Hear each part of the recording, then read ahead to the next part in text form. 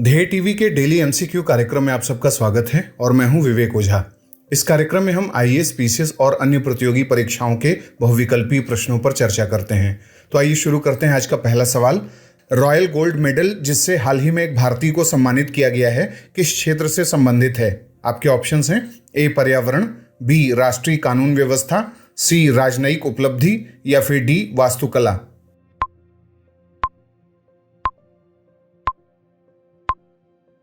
इसका उत्तर है डी यानी वास्तुकला।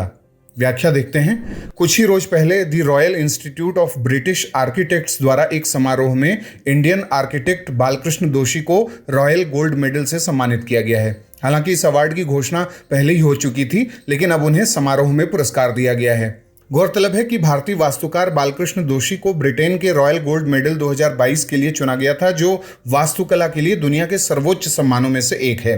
रॉयल गोल्ड मेडल को व्यक्तिगत रूप से महारानी एलिजाबेथ द्वितीय द्वारा स्वीकृत किया जाता है। इसे ऐसे व्यक्ति या लोगों के समूह को दिया जाता है जिनका वास्तुकला के विकास में महत्वपूर्ण योगदान हो। बालकृष्ण दोषी ने पेरिस में वरिष्ठ डिजाइनर ली कार्बूसियर के साथ 4 साल तक काम किया था। दोषी के प्रशस्ति पत्र में कहा गया है कि वह अपनी दूरदर्शी शहरी नियोजन यानी अर्बन जो प्लानिंग है और सामाजिक आवास परियोजनाओं सोशल हाउसिंग प्रोजेक्ट्स के साथ साथ भारत और दुनिया भर के विश्वविद्यालयों में एक अतिथि प्रोफेसर के रूप में वास्तुकला और आर्किटेक्चर की शिक्षा के क्षेत्र में अपने काम के लिए अंतर्राष्ट्रीय स्तर पर जाने जाते हैं। उनकी परियोजनाओं में प्रशासनिक और सांस्कृतिक सुविधाएं, आवास विकास और आवासीय भवन भी शामिल हैं। दोषी प्रित्जकर अवार्ड विनर भी रह चुके हैं, जो वास्तुकला के क्षेत्र में दिया जाता है। अब बात करते हैं दूसरे सवाल की। हाल ही में किस खाड़ी देश ने भारत के साथ वरीयता मूलक व्यापार समझौता यानी प्रेफरेंशियल ट्रेड एग्रीमेंट करने की दिशा में कदम बढ़ाया है? आपके ऑप्शंस हैं ए कतर, बी कुवैत, सी ओमान या फिर डी बहरीन।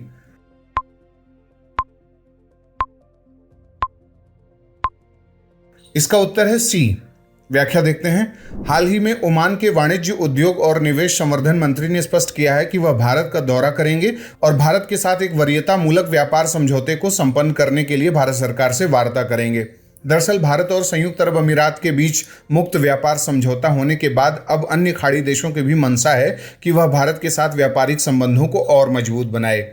ओमान अपने विजन 2040 को साकार करने के लिए भारत से सहयोग और समर्थन भी चाहता है। विजन 2040 के जरिए ओमान विश्व के सबसे विकसित देशों की सूची में शामिल होने का लक्ष्य रखता है और इस विजन में तेल अर्थव्यवस्था से आगे जाकर ज्ञान आधारित अर्थव्यवस्था बनने का लक्ष्य ओमान ने तय किया है, ताकि मानव संसाधन का भी विकास ओमान में किया जा सके। अब बात करते हैं तीसरे सवाल की। नॉर्डिक देशों के संबंध में निम्नलिखित कथनों पर विचार कीजिए।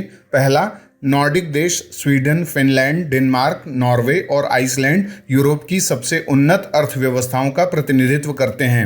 दूसरा, पहला इंडिया नॉर्डिक समिट 2018 में स्टॉकहोम में आयोजित किया गया था। उपरोक्त में से कौन से कथन सत्य हैं? ए केवल एक, बी केवल दो, सी एक और दो दोनों या फिर डी न तो एक न ही दो।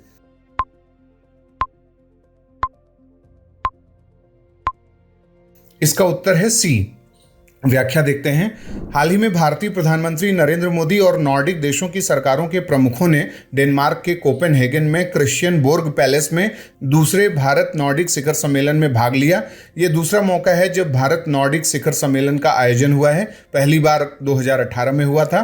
उभरती प्रौद्योगिकियों, ब्लू इकोनॉमी, फिनटेक, 5G, निवेश, स्वच्छ ऊर्जा, आर्कटिक अनुसंधान जैसे क्षेत्रों में नॉर्डिक क्षेत्र के साथ हमारे बहुआयामी सहयोग को बढ़ावा देना इस शिखर सम्मेलन का अहम लक्ष्य है। अब बात करते हैं चौथे सवाल की।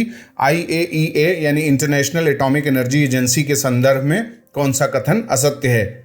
आपके ऑप्शंस हैं ए, इसका गठन वर्ष 1957 में हुआ था, बी, इसका मुख्यालय वियना में है, सी, इसे नोबेल पीस प्राइज से सम्मानित किया गया था या फिर डी, इसके सदस्य देशों की संख्या 180 है।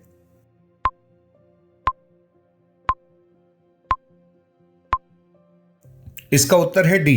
व्याख्या देखते हैं। हाल ही में IAEA के प्रमुख ने एक बार फिर से ईरान पर यह आरोप लगाया है कि ईरान अपने परमाणु संयंत्रों की जानकारी IAEA को नहीं दे रहा है। IAEA ने 29 जुलाई 1957 से काम करना शुरू किया था। इसे ग्लोबल न्यूक्लियर वॉचडॉग भी कहते हैं। यह सुनिश्चित करता है यानी इंश्योर करता है कि राष्ट्र नाभिकीय ऊर्जा का असैन्य यानी नॉन मिलिट्री, शांतिपूर्ण यानी पीसफुल और सुरक्षित उपयोग करें। इसके कुल 173 सदस्य देश हैं, न कि 180, जबकि IAEA बोर्ड में 35 सदस्य देश हैं। इसे इसके योगदान के लिए 2005 में नोबेल पीस प्राइज से भी सम्मानित किया जा चुका है।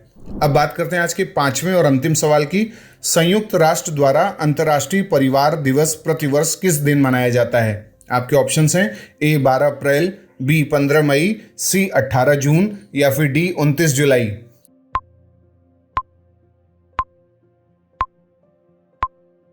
इसका उत्तर है B। व्याख्या देखते हैं। अंतर्राष्ट्रीय परिवार दिवस प्रतिवर्ष 15 मई को पूरे विश्व में मनाया जाता है। कोई भी व्यक्ति परिवार के बिना अधूरा है और इसीलिए परिवार के महत्व को उजागर करने के लिए यूनाइटेड नेशंस यह दिवस पूरी दुनिया भर में मनाता है। अंतर्राष्ट्रीय परिवार दिवस मनाने की घोषणा 1993 में संयुक्त राष्ट्र जनरल असेंबली द्वारा की गई थी। तब से इसे हर साल 15 मई को मनाया जाने लगा। दुनिया भर के लोगों को उनके परिवारों से जोड़कर रखने और परिवार से जुड़ी बातों पर समाज में जागरूकता फैलाने के लिए अंतर्राष्ट्रीय परिवार दिवस मनाया जाता है।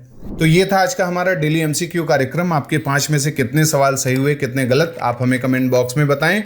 इस कार्यक्रम को लाइक और शेयर करें और हमारे चैनल को सब्सक्राइब भी करें। अगले कार्यक्रम के साथ जल्दी हाजिर होंगे। इजाजत दीजिए, नमस्कार।